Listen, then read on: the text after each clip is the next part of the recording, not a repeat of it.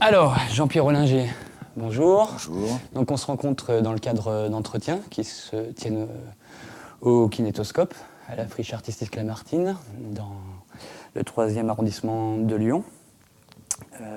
Donc c'est un entretien qui a pour thème le relogement de la friche artistique. Donc c'est un entretien qui se déroule dans les conditions du direct, c'est-à-dire sans montage, sans coupure.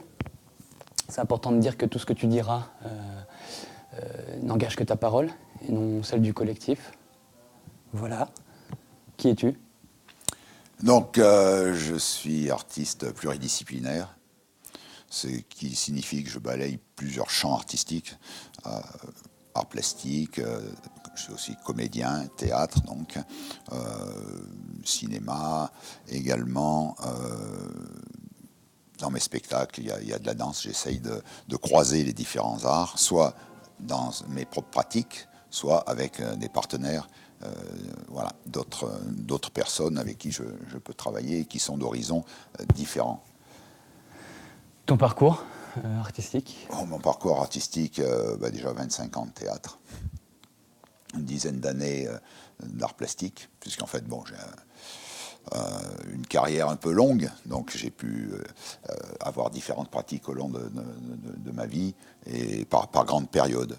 Et en fait, il y a eu un peu le déclencheur sur l'ancienne friche qui était RVI, donc Renault Véhicule Industriel, qui n'était pas très loin d'ici, et là où j'ai pu expérimenter la transdisciplinarité et regrouper en fait toutes les compétences que j'ai pu acquérir tout au long de ma vie dans les différents domaines. Ça veut dire qu'avant la friche RVI, donc l'ancienne friche avant celle de Lamartine, tu n'avais pas... J'étais surtout comédien. J'avais cette période, c'était ma période théâtre. C'est ça. Mise en scène, scénographie, etc. Donc tu n'avais pas de lieu à toi, c'est ça ? Avant, j'avais pas de lieu. Ouais, c'est ça. Et voilà. donc du coup, tu as commencé à avoir un lieu en fait avec la friche RVI. Un lieu de répétition avec RVI. Voilà. Et c'est là que j'ai rencontré beaucoup d'autres artistes, et notamment les performeurs avec qui j'ai pu travailler. Et c'est là que j'ai développé pendant, oui, ça durait 7-8 ans, des performances multi-arts. Ok, qu'est-ce que tu fais aujourd'hui à la friche artistique Lamartine ? Aujourd'hui, j'ai continué quand même un peu sur cette lancée, des choses que je fais moins, comme les performances. Bon, j'en ai fait quelques-unes là, dans les premières années. Actuellement, je suis surtout sur les arts plastiques et puis le théâtre en transition. Et depuis 5 ans, je me suis investi dans la réalisation de courts-métrages et l'écriture scénaristique. D'accord, donc du coup, là par exemple, on est dans un espace dont tu t'occupes. Voilà, le Kinétoscope. L'espace Kinétoscope, qui est un espace audiovisuel dans lequel il y a des shootings, des enregistrements, du montage cinéma, du montage documentaire, etc. Ok, donc là, je ne sais pas si on les entend dans les micros, mais il y a une répétition à côté, parce qu'on est à côté d'autres salles. C'est aussi la particularité d'une friche artistique. Il y a du voisinage qui peut être bruyant, donc on peut avoir du théâtre, on peut avoir de la musique comme c'est actuellement. Oui, alors c'est à la fois un avantage, la pluridisciplinarité dans le lieu, pas seulement dans mes pratiques, mais parce qu'on rencontre des artistes d'autres obédiences, et puis c'est un foisonnement créatif. Voilà. Actuellement, je suis à peu près en projet professionnel avec une quinzaine d'artistes sur la friche. Où ça va de musiciens à plasticiens à vidéastes. Voilà, on a déjà fait des productions, des réalisations qui croisent ces différents corps de métier. En même temps, c'est source d'inspiration, parce que quand je suis par exemple sur une mise en scène, où j'ai besoin d'accessoires, où j'ai des idées, je passe dans la friche et je trouve toujours ou les objets, ou les personnes qui vont m'aider, qui vont dire « Ah oui, moi j'ai une idée, tiens ça, et si tu faisais comme si ?»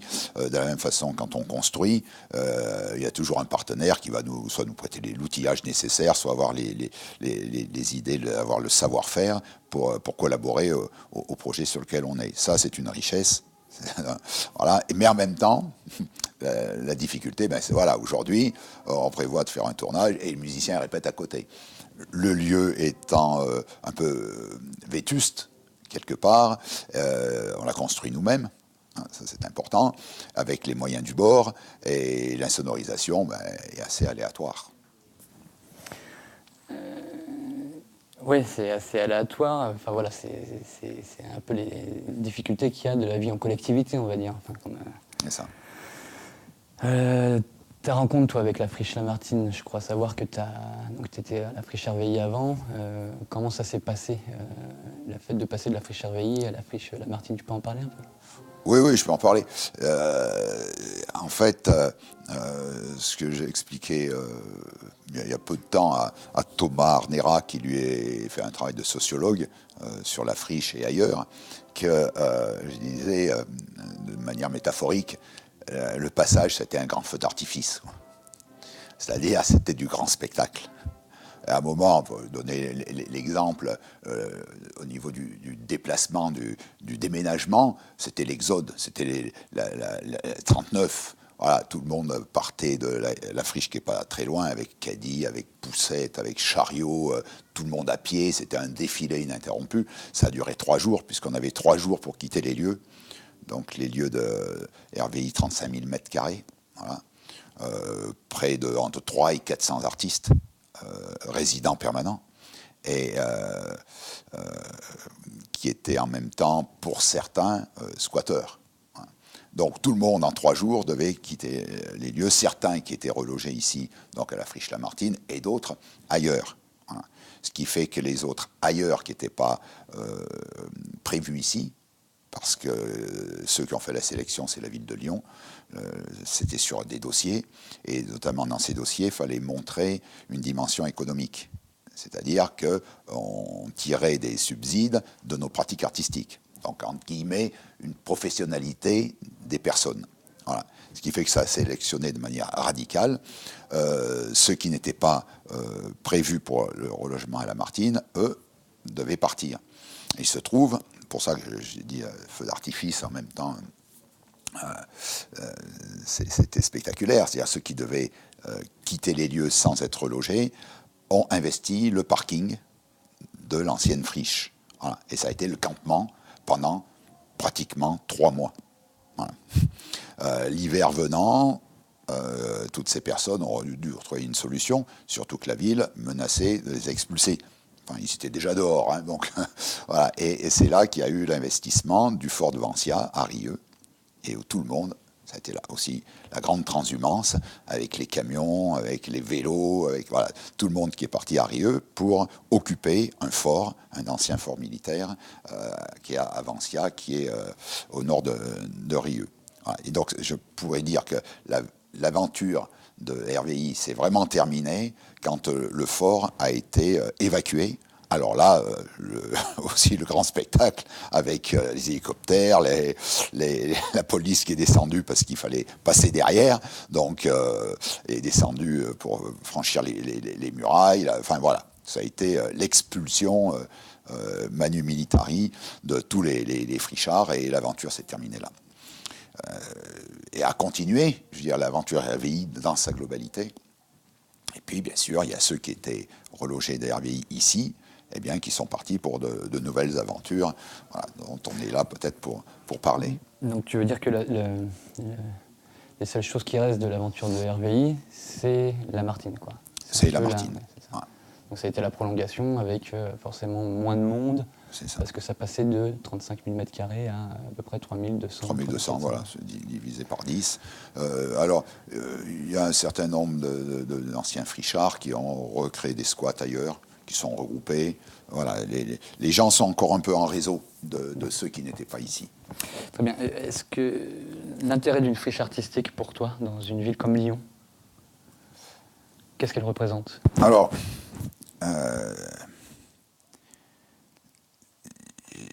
disons que j'ai un avis très général sur le sens d'une friche. Mais l'avis général, Lamartine n'y répond qu'en partie. Hein. RVI, totalement. C'est-à-dire qu'il y a la dimension sociale d'accueil. On n'est pas seulement sur la dimension artistique. C'est-à-dire la dimension politique, sociopolitique d'une friche. Comme pouvait l'être RVI. C'est-à-dire qu'avec des courants essentiellement politisés, c'est-à-dire l'art et politique étant intimement liés, ce qu'on ne retrouve pas à Lamartine. C'était un lieu d'accueil pour dire l'été, la population était multipliée par 2 ou 3 de routards qui sillonnaient le monde. Et donc on avait toute une population étrangère. Des gens qui venaient des pays de l'Est, des gens qui venaient du Sud, voilà. Tous ces gens se croisaient autour de préoccupations artistiques, mais beaucoup politiques. En même temps qu'il y avait l'intersquat, donc tout un réseau de squatteurs sur le plan national. Donc ça servait aussi de passage aux personnes qui étaient SDF et beaucoup de jeunes, et qui se retrouvaient sur ce lieu pendant 1 mois, 2 mois, 3 mois, et qui repartaient en ayant rechargé les accus. Voilà. Pour moi, ça, c'est important. C'est-à-dire qu'une poche de liberté par rapport à un territoire et une poche non institutionnelle. Même si là, on était sous contrat, sous convention, une convention qui avait été signée en 2003, on est parti en 2010. Avant la convention, c'était le squat qui a été reconnu en tant que friche artistique, donc lieu intermédiaire. C'est ça les friches. Alors, qu'est-ce que ça veut dire, lieu intermédiaire? C'est très général, c'est englobant. Il y a différents profils de friches. Donc pour en venir à maintenant, ça c'est sur le plan général. Donc à la fois des lieux où il y a de la production artistique. L'intérêt dans certains lieux comme la Belle de Mai à Marseille, c'est de la diffusion. Nous, on n'a pas eu cette opportunité. On l'aura dans la prochaine friche, en même temps que d'accueil social. Voilà. Toi, ce que tu as beaucoup aimé dans l'aventure de la friche Herveilly, pour la comparer à la friche Lamartine, c'est qu'elle était beaucoup plus globale, plus politique, plus sociale. Et plus ouverte, voilà. Okay. Tout à fait d'accord, c'est les bons termes. Et voilà, plus ouverte à des pratiques novatrices. C'est-à-dire que... Parce que, par exemple, pour continuer sur ta pratique artistique, oui. Un artiste, comment il se nourrit de ça aussi, enfin, d'avoir tous ces gens en fait, qui ne sont pas du tout artistes, mais qui vont être par exemple très engagés sur des combats politiques ou des combats... est-ce que ça, c'est... Je veux dire, est-ce que ça vient percuter ton travail artistique, ou alors c'est vraiment parce que toi, comment tu représentes une friche, c'est-à-dire qu'il se côtoie des gens qui sont artistes et d'autres pas du tout, par exemple? C'est comme ça que tu entrevois une friche artistique en général? Oui. Mais dans la mesure où les gens qui ne sont pas artistes, qui n'ont pas une production, sont quand même sensibles à la question de l'art. Pour dire, nombre de jeunes qui arrivaient un peu en déshérence, en voyant tout ce qui se produisait autour, se sont initiés à des formes de pratiques artistiques, quitte à la sculpture, à la peinture, à l'installation, aux performances, et qui s'enrichissaient de cette pratique. Mais en même temps, moi, en tant qu'artiste, je me nourrissais de leur vision du monde, quelque part. Puisque, bon, on refaisait le monde régulièrement autour du feu, parce que là-bas, c'était le feu, c'était quoi? C'était des bidons de cumulus, enfin qui étaient aménagés en sorte de barbecue, d'appareils de chauffage. Bon, il y avait toutes sortes de constructions. Et effectivement, les soirées, c'était la réunion là autour du feu. Et bien, les palabres, on refaisait le monde d'aujourd'hui. Et moi, ça m'a permis d'entrevoir différemment la place de l'artiste dans la société, et surtout dans les pratiques un peu underground. C'est ça que j'ai découvert. Mais ces pratiques underground sont portées par des projets politiques. C'est-à-dire que hors réseau, hors institution, hors marché. Et ce regard-là, moi, ça a transformé une période de mes productions artistiques. Voilà. Très bien, passons maintenant sur le côté donc, de la friche Lamartine. Donc la friche Lamartine, tu as ton espace de création. D'ailleurs, le kinétoscope avant était une salle de théâtre dont tu t'occupais, donc tu as fabriqué, dont tu t'occupais. Et après, qui s'est transformé en un lieu de création d'images, photos, vidéos, cinématographie, enfin cinéma quoi. Quand chacun a eu terminé de fabriquer ses espaces, tout ça, il y a quelque chose qui s'est créé de l'ordre du collectif, Lamartine. C'est-à-dire que les gens sont sortis un peu de leurs ateliers. Qu'est-ce que tu peux en dire, toi, du collectif, Lamartine? Alors, je crois qu'il y a eu 2 temps. Alors, le premier temps, c'est le repli sur soi. Parce que le passage s'est fait dans une grande conflictualité. À la fois les oppositions avec la ville. Bon, donc là, il a fait un certain militantisme. Ce n'était pas les gilets jaunes, mais tout comme. Bon, on a investi la place de la Comédie, donc devant la mairie, devant l'Opéra. On a manifesté à plus de 200, 300 pour le 21 juin, c'est-à-dire la fête de la musique. Voilà, c'était vraiment un travail militant, des conférences de presse, des interviews télé, les rencontres avec les journalistes, avec la population, des tracts. Voilà, on a fait vraiment, il y avait un gros investissement physique, énergétique, humain. Dans cette bataille. Ce qui a suivi, c'est que derrière, ça a été une reprise en main par les institutions, et notamment avec ce choix sur dossier. Donc, premier clivage. Et ça a été l'idée de rassembler, puisque sur RVI, il y avait des groupes qui étaient plus ou moins, il y avait 5 associations, et des mésententes. C'est-à-dire que c'était tout contractualisé. Mais il y avait des oppositions radicales quant aux conceptions. Voilà. Ça allait de l'anarchie à des gens qui étaient un peu dans des conceptions très libérales de l'art. Voilà. Donc, des dialogues très difficiles. Et tous ces gens, une partie, ont été rassemblés ici. Alors que sur RVI, il y avait très peu d'échanges entre ces associations. Voilà. Donc, c'était déjà source de conflit quand on arrive ici. Ensuite, il a fallu se répartir les espaces. Et là, ça s'est fait aussi démocratiquement, mais dans l'opposition. C'est-à-dire que là, il y avait 8 structures qui étaient ici, qui devaient trouver des solutions d'implantation. Ce qui fait que quand tout ça a été fait, après toutes les crispations, après toutes les... c'était au niveau... c'était assez violent, pas forcément physique. Il n'y a pas eu de violence physique, mais verbalement, c'était assez fort. Assez fort. Ce qui fait que quand tout le monde a été installé, là, c'était le repli. Le repli, maintenant, je me ferme. RVI, par exemple, la structure à laquelle j'étais, moi, qui s'appelait Réseau, tout était ouvert. Vous pouviez passer d'un atelier à l'autre, salut, voir ce qui se passait. Ici, tout est fermé. Il y en a plein de clés, tout est fermé. Et il y a des ateliers où on peut pénétrer et d'autres où on sent que, voilà, il faut frapper et encore. Et voilà ce qui s'est produit. Ça, c'est le premier temps. Alors, je ne pourrais pas le chiffrer, mais à mon avis, c'est les 2-3 premières années, puisque les musiciens sont arrivés après. Il y a plein de gens qui sont revenus, qui étaient RVI, qui sont passés au-delà des batailles et qui sont revenus après la bataille. Voilà. Et ensuite, les choses, un peu comme la guerre froide, et puis petit à petit, les choses se sont détendues. Les gens qui avaient des animosités les uns par rapport aux autres, du fait de ces enjeux de territoire, eh bien après, on se côtoie. Si je prends l'exemple avec Odyssée ou avec des leaders d'Odyssée, donc la salle qui est à côté, où ça a été très fort dans les oppositions, eh bien après, on a fait le bilan là qu'on avait été d'un voisinage vraiment très satisfaisant et on est prêt à repartir ensemble. Ouais. Parce que, Odyssée a laissé le droit de passage, on a collaboré dans l'utilisation des lieux, etc. Et ça s'est multiplié dans tout Lamartine. Et petit à petit, il y a eu des collaborations. Voilà.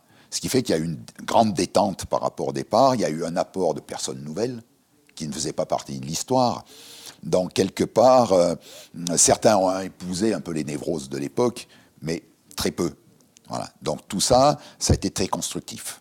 Voilà pourquoi aujourd'hui, je disais, je travaille à peu près avec une quinzaine de personnes sur des projets totalement différents. Et c'est pas qu'à mon niveau.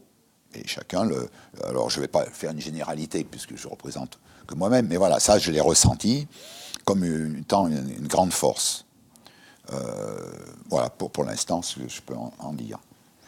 Donc ça veut dire que dans un premier temps, en fait, il y a eu un peu un combat de territoire, et après, quand chacun s'était posé dans son espace, et puis qu'il y a eu quelque chose d'assez détendu, enfin que les gens se sentaient plus ou moins en sécurité par rapport à la place qu'ils occupaient ici. Je crois que c'est le bon mot. Ils ont fini par se ou rencontrer. Et du coup, en fait, c'est ça qui a donné plus ou moins ce que j'appelle le collectif Lamartine. C'est-à-dire qu'au-delà d'être un bâtiment, il y a quelque chose de l'ordre de la collaboration entre les individus qui ne font pas partie des mêmes collectifs au départ, qui a fini par émerger, un nouveau collectif qui a fini par émerger, pour gérer tout ce qui est... la Martine, au début où c'était qu'une juxtaposition d'espace, maintenant c'est devenu, il y a une forme de mental Lamartine, un vrai collectif Lamartine. Ça, je pense que tu peux... Est-ce que tu peux en parler de ça? Tu en fais partie, toi. Tu es un membre actif de ce collectif Lamartine. Tu n'es pas que, toi-même te représentant dans un espace. Maintenant, tu es quand même beaucoup impliqué sur le collectif Lamartine. Oui. Alors, je crois que le tournant, tu l'as dit. Alors, je ne pourrais pas le situer, je pense que c'est 2013. Je crois que c'est ce tournant-là. Le besoin de se regrouper au sein de la même association. Et donc la disparition des 8 associations et la renégociation d'une convention avec la ville de Lyon. Convention unique. Ouais. Une convention unique. Voilà. Je crois que c'est ça le tournant. Mais si ça s'est produit, c'est parce qu'il y a eu le besoin. Et il y a eu cette évolution sur 2-3 ans. Oui, et puis c'était mature. Et c'était mature. Alors, quant à la question de... je vais revenir à faire une remarque qui n'est pas de moi. Quand... en discutant avec Omar Tougide, et sur la notion d'investissement. C'est-à-dire quelqu'un d'investi. Et il me dit, pour moi, quelqu'un d'investi, c'est quelqu'un dont le projet de vie intègre la Martine. C'est-à-dire qu'il pense à la Martine. Voilà. Et je crois de ce point de vue, je le suis, et lui aussi. Et ça me parle, ça. C'est-à-dire qu'il ne se passe pas une journée sans que je ne pense à la friche, dans ce qui s'y passe, dans comment on peut améliorer le fonctionnement, dans la dynamique dans laquelle on est. Voilà, ça fait partie de ma vie. Et c'est vrai que je m'investis aussi pour être logé comme d'autres, mais plus, en gros, les mètres carrés, c'est pas le problème, c'est pas la question. Si je vois Kinétoscope, le projet Kinétoscope m'intéresse parce qu'il est dynamisant. Les mètres carrés, on est 6 là. Bon, sur le lieu, on va même être 7. Bon, il y a 60 mètres carrés, 70 mètres carrés, allez, 10 mètres carrés chacun. Si on en reste là au mètre carré, c'est dramatique. Mais quand on voit symboliquement ce qu'on porte dans le collectif, dans les possibilités à venir de recevoir des extérieurs, des réalisateurs, des gens qui tournent des clips, etc., ben, le projet, lui, est motivant. Voilà. Et à mon niveau, c'est ça qui m'intéresse. Chaque fois que je me suis investi, c'est là-dessus. C'est pour être porteur ou pas, ou participer à une dynamique qui donne envie. Voilà. Tu veux dire que cette notion d'appartenance, en fait, d'appartenance au collectif de la Friche Lamartine, elle est importante, elle est fondamentale pour toi? Oui. Et je crois que c'est la grande différence avec ceux qui viennent là, qui utilisent le lieu. Il y en a, à mon avis, pas tant que ça, à des fins purement matérielles. Je viens, j'ai un espace pas cher, j'arrive, je rentre, je fais mon taf, je repars. Aujourd'hui, bon, si on veut dramatiser, ceux qui sont actifs et puis à certains moments qui sont un peu pessimistes ou désabusés, ils vont dire ouais, il y a que des profiteurs. Moi, ce discours, je l'ai jamais eu. Je l'aurai jamais. Chacun utilise le lieu comme il peut, comme il l'entend. Et ça ne veut pas dire qu'à une période de contraintes fortes de travail professionnel, eh bien, il y a des personnes qui s'isolent parce qu'ils ne peuvent pas faire autrement. Et puis que ces mêmes personnes, ben, 1 an après, 6 mois après, eh bien, ils vont être sur un projet collectif et ils vont s'intéresser plus à la Martine en tant qu'association qu'à leur propre projet. C'est une alternance. Voilà. Moi, je vois ça comme ça. Et ce qui fait que je suis optimiste. Pour moi, il y a le travail in situ et il y a le rayonnement. Il y a ce qu'on fait à l'extérieur. Et ça rejaillit sur la Martine. Moi, quand il y a un groupe ou un collectif ou des artistes qui exposent à tel endroit, à tel autre, qui montrent le travail, qui signent la Martine, hein, quelque part, je trouve une satisfaction. Voilà. Quand moi-même, je porte le projet Lamartine à l'extérieur, soit dans mes spectacles, soit dans les expositions, performances ou ailleurs, quelque part, j'appartiens, il y a un lien C'est comme une toile d'araignée, il y a un fil. Voilà. Et je veux dire, je suis au bout, mais je suis en lien avec toute cette toile. Et je pense que pour les autres, ceux qui ont ce sentiment, mais ça, on ne va pas l'imposer. Ça ne vient pas d'en haut. Chacun le sent et ça le satisfait, comme ça ou autrement. Voilà. Mais ceux qui sont un peu sur, ou moi-même, voilà, cette position, je pense qu'ils le sentent. Je prends Peter Solo, donc, lui qui tourne maintenant internationalement. Ça n'a pas été le cas tout le temps. Quand il était RVI, Peter Solo, aujourd'hui c'est Vodou Game. C'était Peter Solo. Voilà. Peter Solo, c'était un rayonnement régional, national, à peine. Aujourd'hui, Vodou Game, c'est international. Il le dit lui-même. Je reviens à la maison. Il est revenu là récemment, il avait une tournée en Suède ou en Finlande, je ne sais plus. Je dis, ah, ça va? Ah, je reviens à la maison. Je vais reprendre racine, quoi. Voilà, de terre à terre. Voilà. Parce que là-bas, je suis la star, je suis l'idole. Hein, mais non, il faut rester. Voilà. Et pour moi, c'est ça aussi. La maison, elle est là.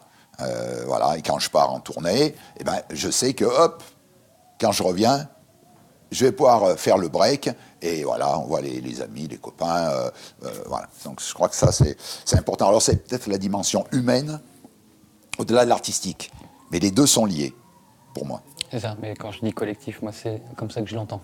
En fait, c'est le côté humain, en fait, avant tout. C'est-à-dire qu'un bâtiment, c'est un bâtiment, mais après, c'est ce que les corps en mouvement à l'intérieur, les humains, les êtres humains, ils font à l'intérieur, que je vais appeler collectif, le collectif, quoi.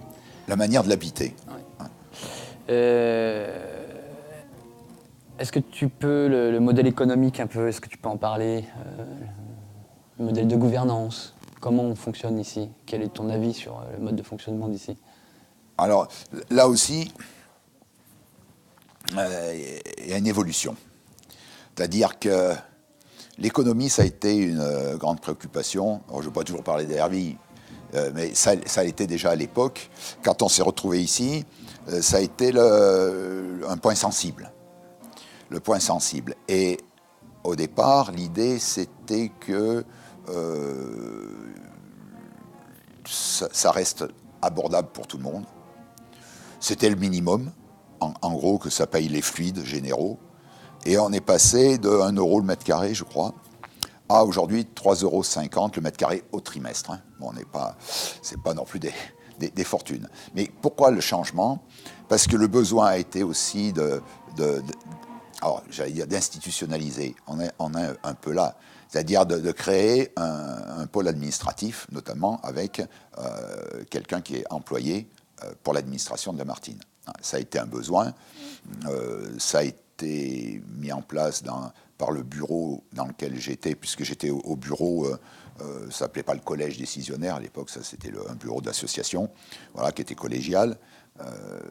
Ça c'est important aussi, c'est-à-dire que ce n'était pas une organisation hiérarchique comme dans la loi 1901, donc avec les statuts types, avec un président, un trésorier, secrétaire, etc. Donc pas de président, pas de hiérarchie, tout le monde à même niveau. Donc, horizontal. Horizontal, voilà, je ne trouve pas le mot. Tout le monde, voilà, et en même temps qu'une démocratie directe. C'est ça le départ. Puis, petit à petit, les tâches de gestion devenant de plus en plus lourdes, voilà, l'idée, ça a été de trouver les moyens pour avoir un contrat aidé. C'est ce qui a pu être fait, et petit à petit, le contrat aidé s'est transformé en CDI. D'où une nécessité d'économie plus importante. D'où l'augmentation de 1 euro à 3,50 € le mètre carré et par trimestre. Est-ce que tu penses que c'était essentiel d'avoir une coordinatrice Alors, sa fiche de poste a évolué, en fait. C'est-à-dire qu'au départ, là, elle est coordinatrice. Maintenant, elle a vraiment un rôle essentiel au niveau des différents rouages de la friche pour que les choses tiennent. Voilà. Et puis que ce soit un peu huilé, tout ça. Voilà. Qu'il n'y ait pas de frottement. Mais au départ, ce n'était pas ça. La mission, c'était purement l'administration. Puisque les autres tâches de gestion, comment dire, pas uniquement de gestion et de de gestion humaine en même temps que matériel économique, devait être assuré par les collectifs, par le bureau, voilà. Et tout ça a évolué dans une autre direction. C'est-à-dire que ça nécessitait un investissement, comme tout le monde ne pouvait pas avoir cet investissement, eh bien les tâches qu'on ne pouvait pas assurer, eh bien on les a proposées dans la fiche de poste donc de la personne, et en l'occurrence, je crois que depuis le début, c'est Maud, dans sa fiche de poste, et ce qui fait qu'elle a eu de plus en plus de responsabilités quant à l'organisation de la vie associative. Voilà, c'est ça qui est l'évolution. Alors, c'est à la fois essentiel, mais en même temps, ça situe une lacune, malgré tout. Pourquoi ? Parce que c'est plus les artistes eux-mêmes qui se sont autodéterminés et auto-organisés. En gros, RVI, ça s'appelait CFA, Conseil de la friche autogérée, au collectif de la friche autogérée. Voilà. Donc ça, c'était important. Là, ici, le collectif, oui, autogéré, mais c'est surtout géré par Maud. Voilà. Donc chaque fois, puis à un moment, d'ailleurs, elle a été amenée elle-même à fixer des limites, en disant maintenant, je veux une fiche de poste précise, horaire précis, parce qu'elle était là 50 heures par semaine. Et puis chaque fois qu'il y avait un truc, on lui mettait sur le dos. Voilà. Donc c'est aussi un désengagement, quelque part. Donc c'est un balancier. Un désengagement de qui, pardon ? De la part des artistes eux-mêmes, quant aux missions collectives. Voilà. Pour moi, c'était ça le constat.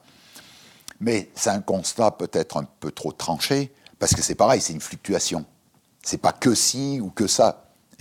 On trouve toujours des gens après qui se dynamisent dans les projets. C'est toujours moi ce que la leçon que je peux en tirer de 14 ans, 15 ans de friche. C'est-à-dire que malgré des périodes difficiles, de désengagement, de désinvestissement, eh ben, hop, on ne sait pas pourquoi, on pourrait l'analyser, mais d'un coup, ça repart.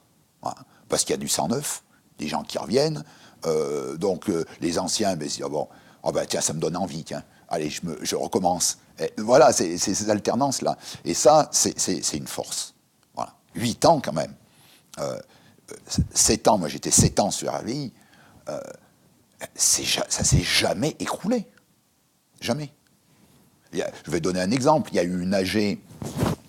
C'était quand, ça ? Je ne pourrais pas dater. 2014, peut-être. 2014. Ouais. Plus personne ne voulait être au bureau. À la Martine. À la Martine. On fait une AG qui se présente, puisqu'à l'époque, ce n'était pas le vote à la toux, là, comme ça, je trouve ça assez intéressant, assez riche. Et personne ne se présente. Moi, j'étais démissionnaire, l'ancien a été démissionnaire. Pourquoi ? Parce qu'on était un collectif d'anciens, anciens RVI, anciens en âge. Et c'est des jeunes comme Louis-Antoine, il vient un jour, il dit « Bon, je voudrais bien faire partie du bureau, mais je ne sais rien, je ne suis pas capable. » Il n'osait pas, quoi. Et puis avec vous, tu me viens, Louis-Antoine. Ouais. Et Louis-Antoine, il a fait partie du bureau. Mais vu cette expérience, on s'était dit, du moins pour ma part, bon, il faut démissionner, parce que sinon, ça sera toujours nous, on va faire, et puis c'est pas normal. Voilà. Du coup, il y a eu, au départ, plus personne, et puis dans l'AG, les paroles se sont déliées, et après, il y a eu 8 personnes. Voilà. Pour dire, alors qu'on disait, catastrophe, c'est fini. Non, voilà. Et chaque fois, il y a eu des rebondissements comme ça. Voilà, c'est assez théâtral, c'est coup de théâtre d'ailleurs. Voilà, moi, c'est la vie d'un collectif. Voilà, moi je trouve ça assez génial. Quoi. Tu l'as bien résumé avec ces fluctuations. Voilà. Il nous reste une vingtaine de minutes et on passe sur le relogement. Oui. Qu'est-ce que tu as à en dire ? Est-ce que tu veux parler un peu du process du relogement ? Ou comment tu te projettes dans le relogement ? Qu'est-ce que ça t'évoque, toi ? Alors, bien sûr, ce que ça m'évoque, déjà, c'est un retour en arrière. C'est-à-dire que je ne voudrais pas que les mêmes phénomènes se reproduisent. C'est-à-dire par exemple, le phénomène qui a été évident, c'est la recrudescence d'adhérents à l'association à l'époque. Je ne sais plus si on avait créé une association qui faisait la trésorerie de tout ça, mais le nombre de votants s'est multiplié pratiquement par 2. À quel moment? Au moment du relogement, puisque tout se passait en AG, en fait.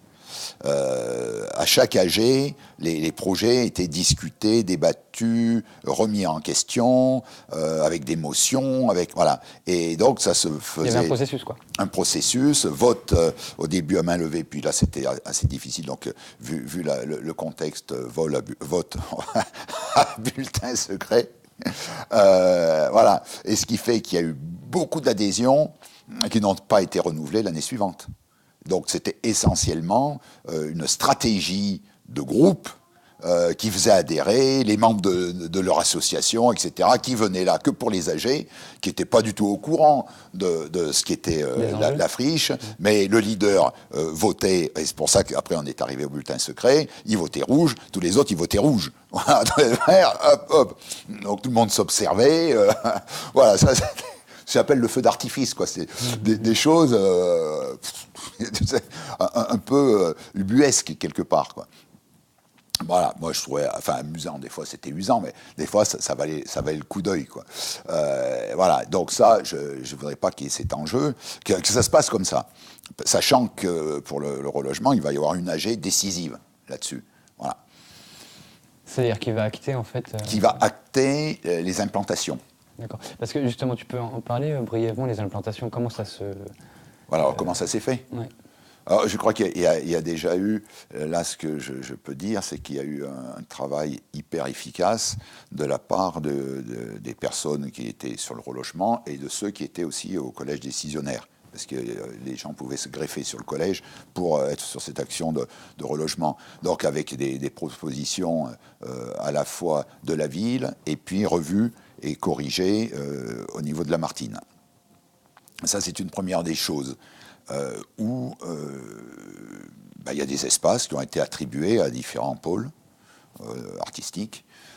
Maintenant, l'étape où on en est, c'est qu'une fois qu'il y a eu cette implantation, c'est de déterminer quels sont les collectifs qui vont y être, qui vont y habiter, entre guillemets, c'est-à-dire qui vont faire vivre ces différents espaces.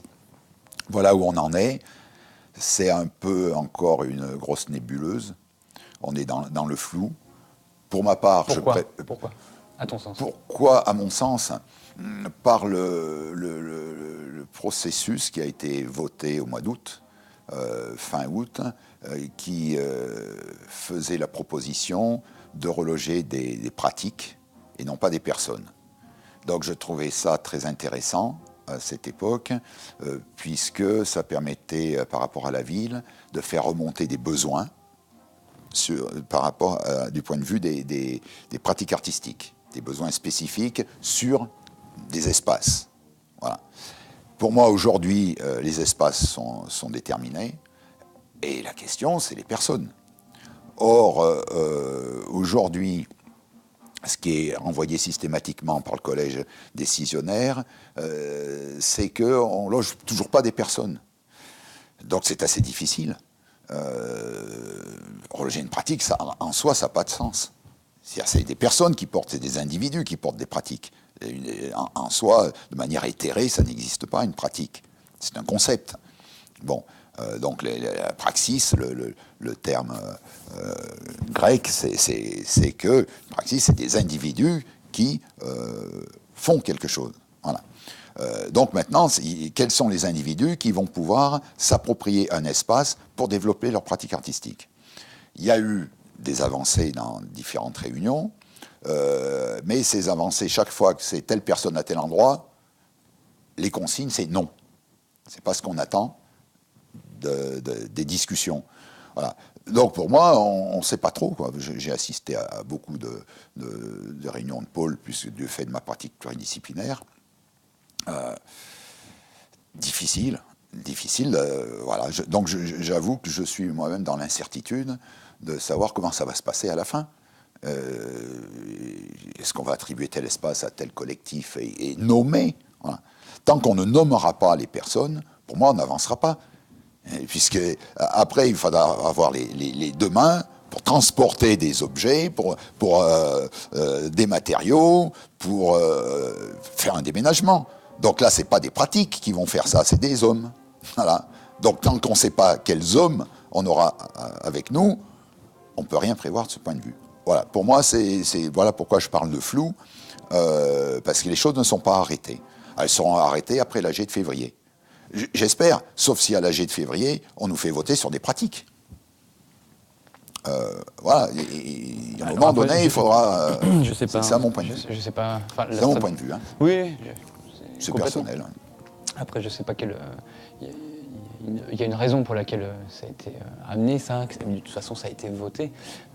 Après, je pense bien que les personnes en charge du relogement, parce qu'on a deux personnes principalement qui sont quand même en charge de la discussion avec la ville et puis de réfléchir un peu ce relogement, en accord avec le collège décisionnaire, il y a un intérêt de réfléchir ça comme ça. Ah oui. Je suis bien d'accord avec toi que de toute façon, c'est les gens qui sont derrière qui vont faire exister une pratique. Voilà.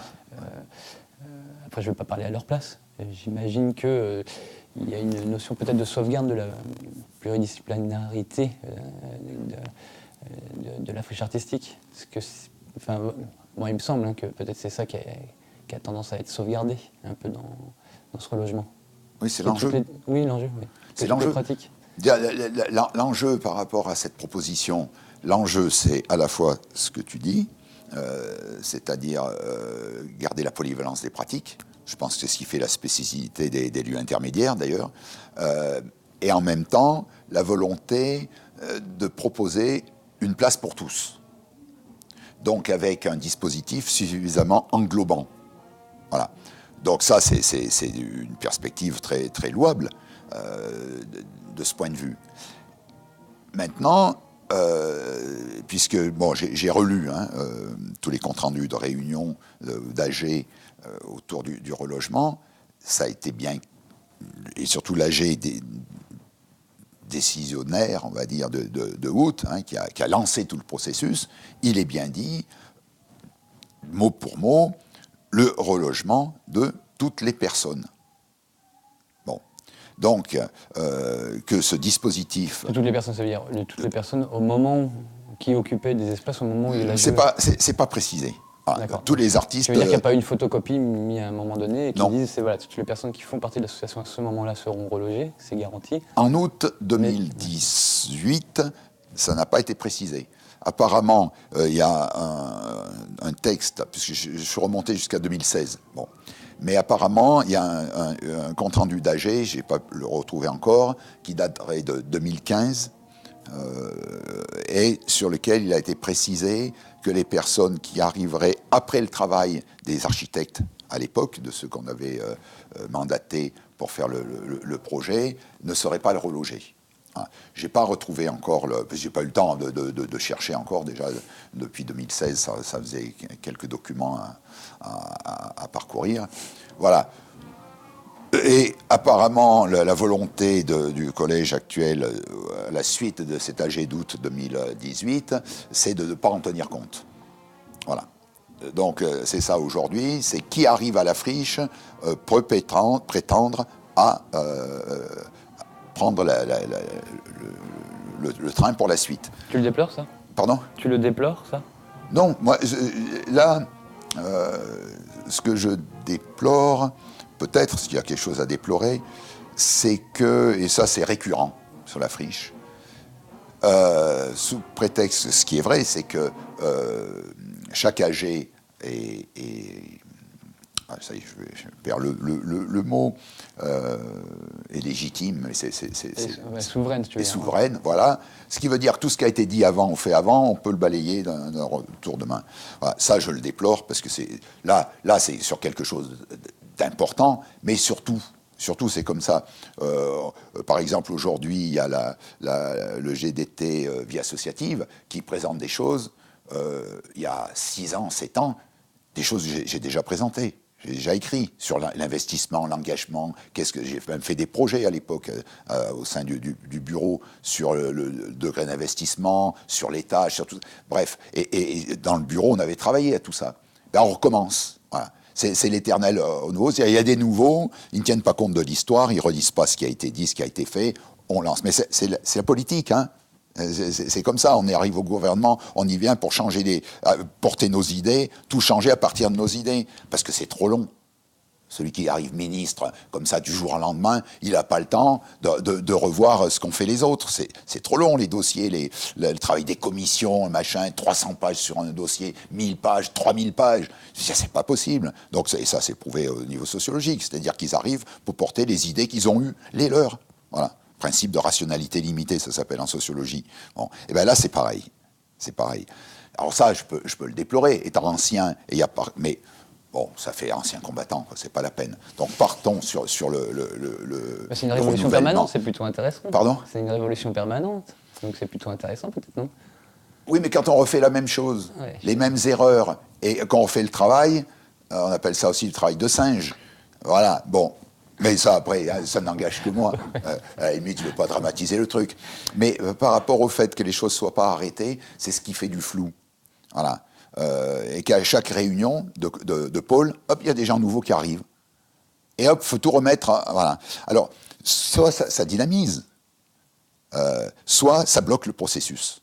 Parce qu'à un moment, ce n'est pas extensible. C'est ça la difficulté. Moi, quand on renouvelle, moi je dis bravo. Bon. En art plastique, il y a plein de plasticiennes, c'est des plasticiennes nouvelles, ben c'est très bien, qui portent des projets, c'est très bien. Si tout le monde peut y être, tant mieux. Mais à un moment, il va y avoir saturation. C'est-à-dire, on va être sur quoi ? Il y a une limite physique. Voilà. Alors, j'ai revu, alors je ne vais pas retrouver le nom de l'anthropologue qui a travaillé sur la surpopulation, et notamment à partir des rats.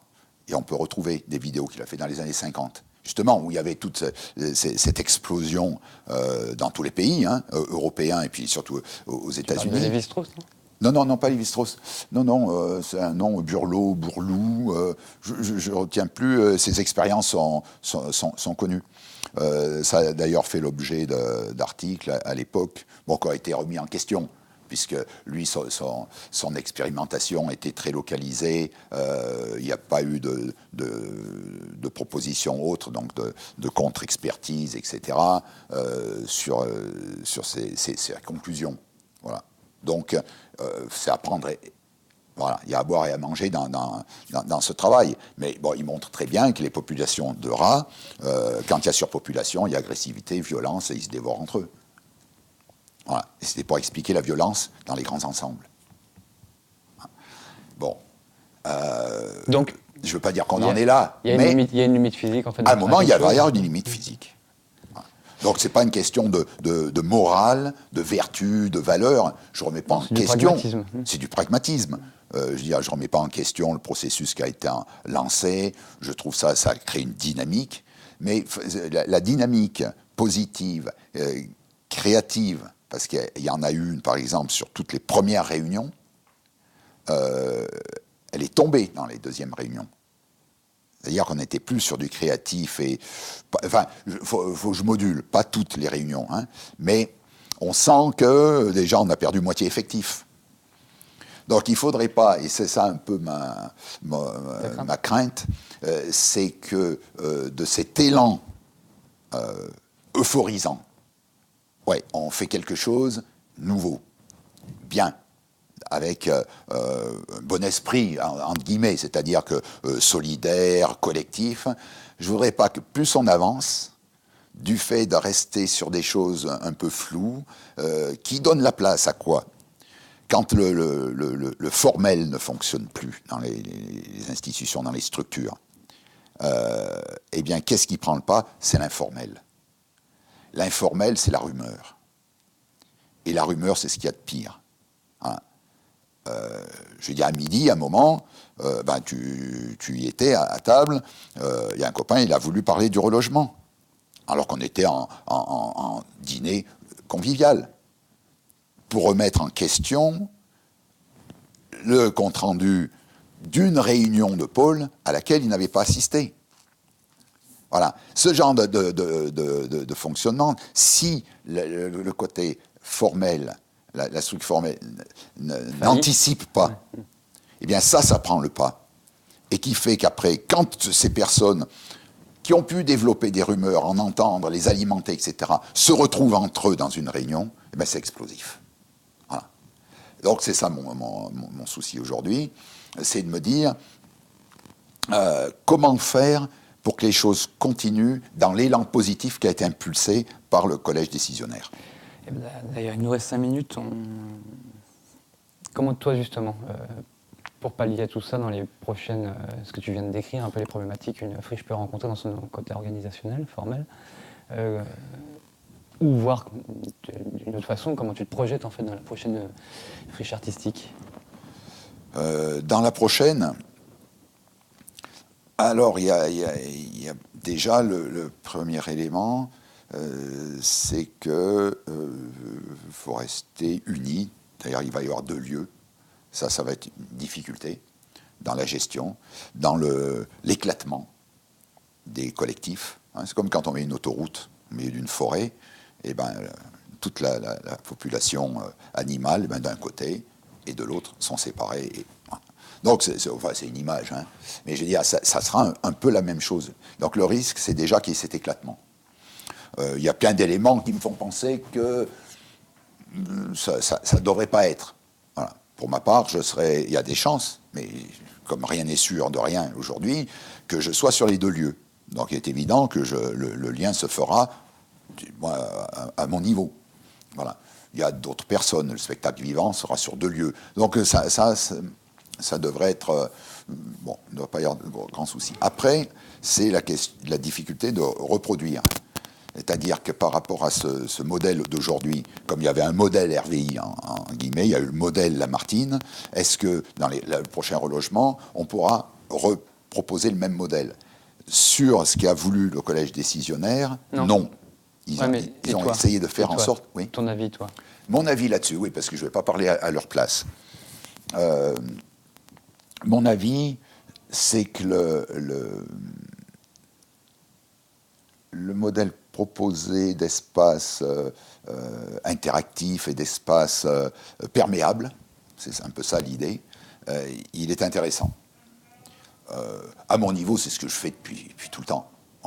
Par exemple, j'ai eu à répéter, j'ai répété dans l'espace à côté, j'ai à peindre, je vais dans un espace où je peux peindre des grands formats, j'ai toujours pratiqué comme ça, mais de manière informelle.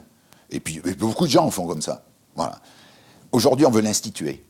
Donc je me pose la question, est-ce qu'il ne vaut mieux pas le laisser de manière informelle, plutôt que voir l'instituer et le rendre obligatoire?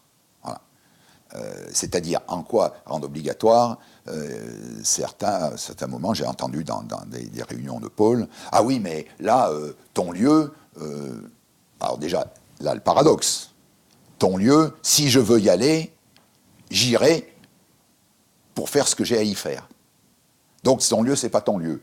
Donc déjà, ton lieu, voilà. Donc c'est une ambiguïté, c'est un paradoxe aujourd'hui. Je ne sais pas comment il peut être réglé.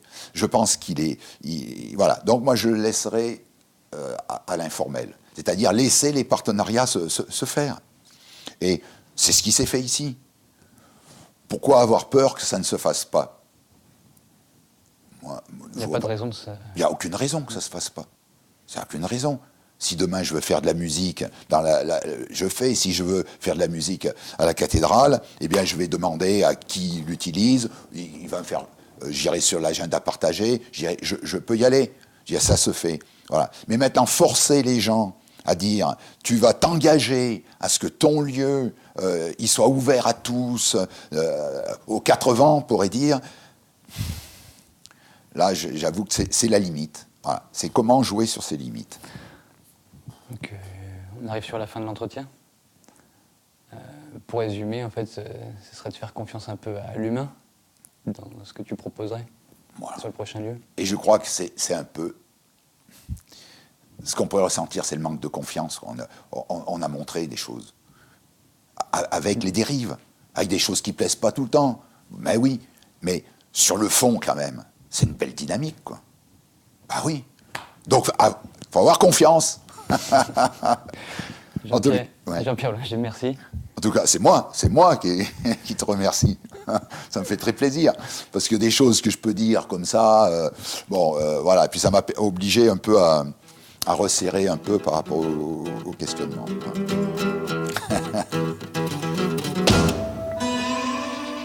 On a tous quelque chose de beau.